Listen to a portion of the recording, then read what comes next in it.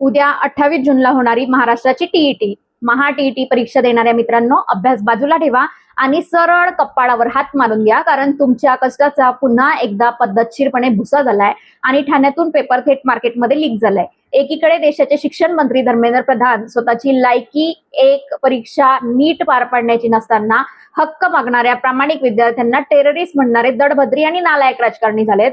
प्रधानजी खरे अतिरेकी विद्यार्थी नाहीत तर तुमच्या नाकाखाली देश विकणारे तुमचे हे भामटे पेपर माफिया आहेत। लाज कशी वाटत नाही तुम्हाला?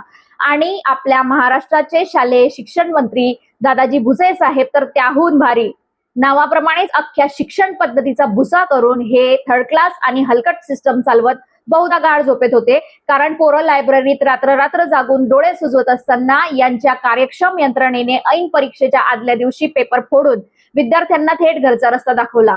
संविधानाने दिलेल्या शिक्षणाचा धंदा मांडणाऱ्या या मुजोर आणि बेशरम नेत्यांनो, तुमची ही भिक्कारडी व्यवस्था बघून आता विद्यार्थ्यांचा संताप अनावर झालाय। देशभरातून लोक आधीच धर्मेंद्र प्रधान यांच्या राजीनाम्याची मागणी करत आहेत। आता महाराष्ट्रातल्या या गोंधळानंतर आपल्याला दादाजी भुसे यांचाही राजीनामा पाहिजेच।